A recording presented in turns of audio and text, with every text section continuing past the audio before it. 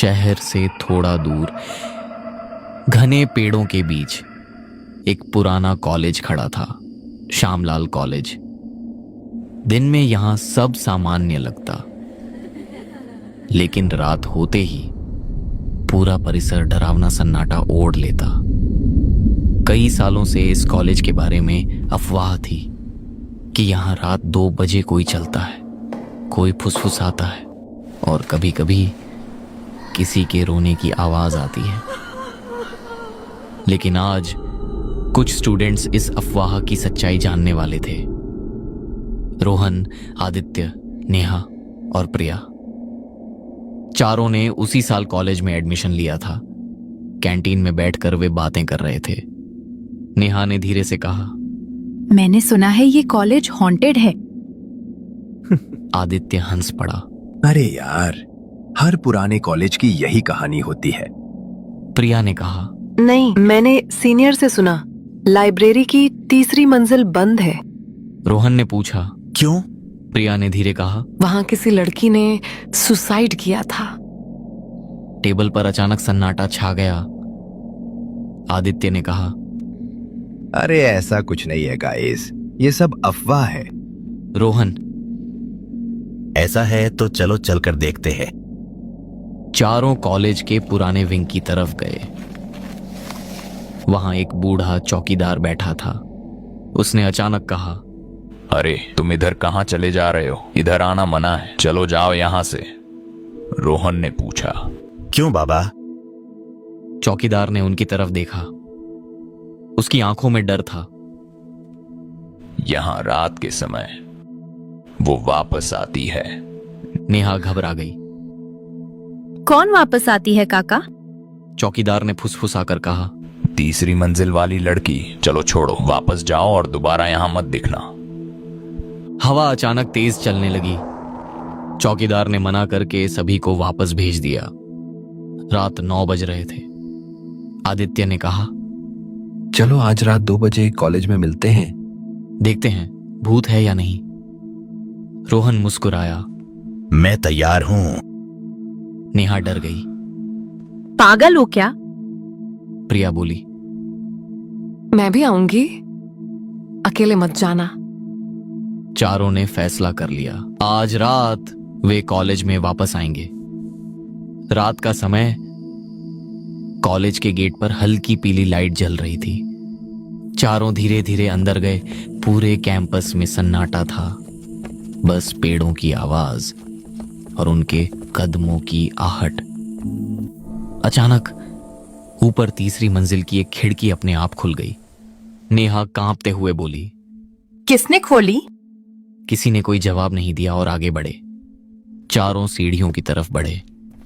जैसे ही वे ऊपर चढ़े, उन्हें लगा जैसे उनके पीछे कोई और भी चल रहा है। रोहन ने पीछे मुड़कर देखा। कोई नहीं था, लेकिन आवाज अभी भी आ रही थी। प्रिया ने रोहन का हाथ पकड़ लिया। मुझे अच्छा नहीं लग रहा रोहन। वे 3री मंजिल पर पहुंचे। पूरा फ्लोर धूल से भरा था। दरवाजे टूटे हुए, दीवारों पर अजीब निशान। अचानक एक क्लासरूम का दरवाजा धीरे से खुला। आदित्य ने कहा, कुछ नहीं यार, खिड़की दरवाजे हवा से हिल रहे हैं। लेकिन तभी अंदर से किसी लड़की के रोने की आवाज आई। नेहा डर कर बोली, ये कौन रो रहा है? चलो यहाँ से। लेकिन रोहन ने दरवाजा खोल दिया। अंदर कोई नहीं था, बस ब्लैक बोर्ड पर चौक से लिखा था, तुम लोग क्यों आए? चारों के शरीर में सिहरन दौड़ गई। ये किसने लिखा? अभी तो कमरा खाली था। तभी क्लासरूम का भारी लकड़ी का दरवाजा इतनी जोर से बंद हुआ कि पूरी दीवार हिल गई। नेहा की चीख निकल गई और उसने प्रिया को कसकर पकड़ लिया। आदित्य, जो अब तक बहादुरी दिखा रहा था, दौड़कर दरवाजे के पास गया। उसने हैंडल को पूरी ताकत से खींचा। खुल जा! खुल क्यों नहीं रहा? उसने दरवाजे पर लात मारी। नेहा रोने लगी। मैंने कहा था हमें यहाँ नहीं आना चाहिए। वो हमें नहीं छोड़ेगी। अचानक कमरे की इकलौती पुरानी ट्यूबलाइट फड़फड़ाने लगी और उसी झिलमिलाती रोशनी में उन्होंने ब्लैक बोर्ड की तरफ देखा। ब्लैक बोर्ड पर लिखे पुराने शब्द अपने आप मिट रहे थे और बिना किसी हाथ के सफेद चौक हवा में तैरते हुए बोर्ड पर घिसने लगा। एक नया वाक्य उभर कर आया, अब तुम कभी वापस नहीं जाओगे। कमरे का तापमान अचानक बर्फ जैसा ठंडा हो गया। चारों की सांसें सफेद भाप बनकर उड़ने लगी। रोहन ने पास पड़ी एक पुरानी लोहे की डेस्क उठाई। पीछे हटो सब। उसने पूरी ताकत से डेस्क दरवाजे के हैंडल पर दे मारी। 1 2 लकड़ी का पुराना दरवाजा बीच से चटक गया और लॉक टूट गया। भागो! रोहन चिल्लाया। चारों उस टूटे हुए दरवाजे से बाहर गलियारे में निकले, लेकिन ये वो गलियारा नहीं था जहां से वे आए थे।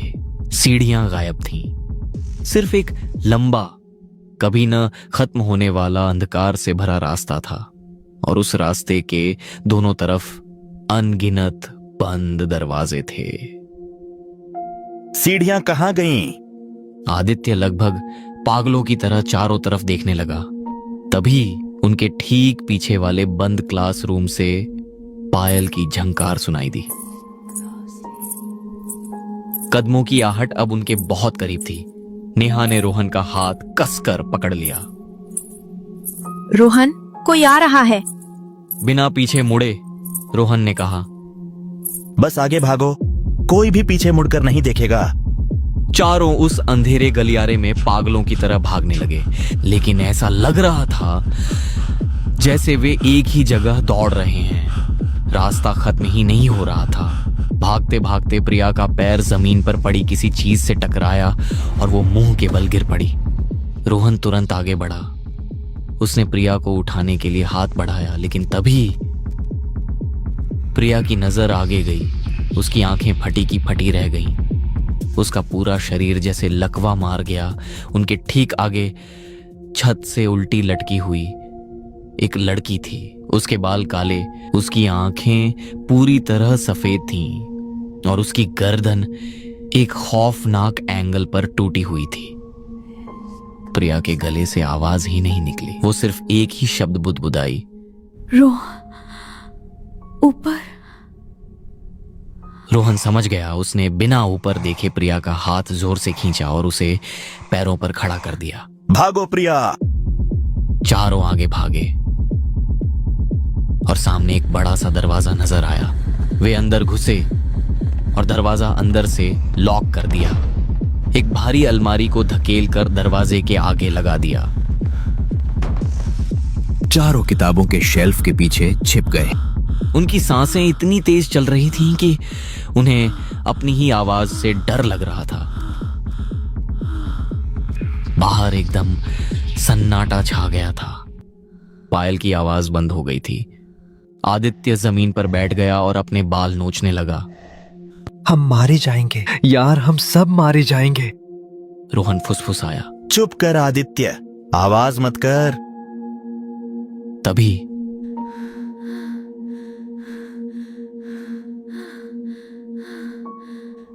नेहा की नजर एक पुरानी मेज पर गई। वहां एक मोटी धूल भरी किताब रखी थी, जिस पर सिर्फ एक स्पॉटलाइट जैसी चांदनी खिड़की से पड़ रही थी। वो कोई आम किताब नहीं थी। वो साल 1998 की कॉलेज ईयर बुक थी। नेहा हिप्नोटाइज सी होकर उस किताब की तरफ बढ़ी। हवा के एक ठंडे झोंके से किताब के पन्ने अपने आप पलटने लगे। पन्ने एक तस्वीर पर आकर रुक गए। नेहा ने उस तस्वीर को देखा और उसके पैरों तले जमीन खिसक गई। उस तस्वीर में वही लड़की थी जिसे उन्होंने अब भी छत पर देखा था। नीचे नाम लिखा था स्वाति, और उस तस्वीर में स्वाति के ठीक बगल में वो बूढ़ा चौकीदार खड़ा था। लेकिन इस तस्वीर में वो चौकीदार कोई गार्ड नहीं, नीचे उसका नाम लिखा था प्रिंसिपल दीनानाथ। नेहा के हाथ से किताब छूटकर जमीन पर गिर गई। नेहा की आवाज कांप रही थी। रोहन, वो काका, वो चौकीदार नहीं है, वो इस कॉलेज का पुराना प्रिंसिपल है। इससे पहले कि कोई कुछ समझ पाता, लाइब्रेरी के बाहर उसी चौकीदार की केखुरदुरी आवाज गूंजी। मैंने कहा था ना बच्चों, इधर आना मना है। और उसके साथ ही दरवाजे पर लगी भारी अलमारी किसी अदृश्य ताकत से हवा में उड़ी और दूर जा गिरी। लाइब्रेरी का दरवाजा धीरे धीरे खुला। दरवाजे पर चौकीदार खड़ा था, लेकिन अब उसके हाथ में एक पुरानी जंग लगी कुल्हाड़ी थी और उसकी आंखें स्वाति की तरह ही पूरी तरह सफेद हो चुकी थीं। अब क्लास शुरू होने का वक्त हो गया है। चौकीदार मुस्कुराया। उसकी आंखों में मौत की ठंडी चमक थी। उसने अपनी जंग लगी कुल्हाड़ी हवा में उठाई और आदित्य की तरफ बढ़ा। आदित्य डर के मारे जमीन पर पीछे खिसकने लगा, लेकिन उसके पीछे दीवार थी। अब बचने का कोई रास्ता नहीं था। आदित्य चीखा, नहीं, मुझे छोड़ दो। तभी रोहन की नजर जमीन पर गिरी उस ईयरबुक पर पड़ी। खिड़की से आ रही चांदनी की रोशनी स्वाति की तस्वीर के ठीक नीचे एक लाइन पर पड़ रही थी, जिसे पहले उन्होंने ध्यान से नहीं देखा था। लाल स्याही से वहां लिखा था, मेरे कातिल को मत छोड़ना। रोहन के दिमाग में अचानक बिजली सी कौंधी। उसे पूरी कहानी समझ आ गई। स्वाति यहां छात्रों को डराने नहीं आती थी, वो आज भी अपने कातिल को ढूंढ रही थी। और दीनानाथ, वो उसे रोकने और अपने राज को छिपाने के लिए पहरा देता था। रोहन ने पूरी ताकत से चिल्लाया, वो हमें नहीं, इसे ढूंढ रही है। इससे पहले कि दीनानाथ अपनी कुल्हाड़ी आदित्य पर चलाता, लाइब्रेरी की खिड़की के सारे कांच भयानक आवाज के साथ टूटकर अंदर आ गिरे। एक बर्फीली चीरती हुई हवा कमरे में भर गई। ट्यूबलाइट एक झटके में फूट गई और कमरा चांदनी की धुंधली डरावनी रोशनी में डूब गया।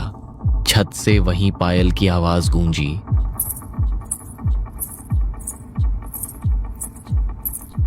लेकिन इस बार वो आवाज उनके लिए नहीं थी। दीनानाथ के चेहरे पर पहली बार डर दिखाई दिया। वो कुल्हाड़ी लिए पीछे पलटा और तभी स्वाति की उलटी लटकी हुई लाश छत से दीनानाथ के ठीक ऊपर आ गिरी। उसने अपनी लंबी काली उंगलियों से दीनानाथ की गर्दन कसकर पकड़ ली। मेरा कातिल दीनानाथ, आज तुझे नहीं छोड़ूंगी। उसकी भयानक और गूंजती हुई आवाज से पूरी लाइब्रेरी कांप उठी। दीनानाथ के हाथ से कुल्हाड़ी छूटकर जमीन पर गिर पड़ी। वो दर्द से चीखने लगा। स्वाति और दीनानाथ के बीच खौफनाक हाथापाई शुरू हो गई। उनके टकराने से लाइब्रेरी की भारी अलमारियां ताश के पत्तों की तरह गिरने लगी। रोहन ने चिल्लाकर आदित्य को खींचा, यही मौका है, भागो। चारों टूटे हुए दरवाजे से बाहर गलियारे में भागे। जैसे ही वे बाहर आए, नेहा ने देखा वो अंतहीन अंधेरा रास्ता गायब हो चुका था। सामने पुरानी जानी पहचानी सीढ़ियां दिखाई दे रही थीं। स्वाति ने उनके भागने का रास्ता खोल दिया था। जल्दी नीचे चलो।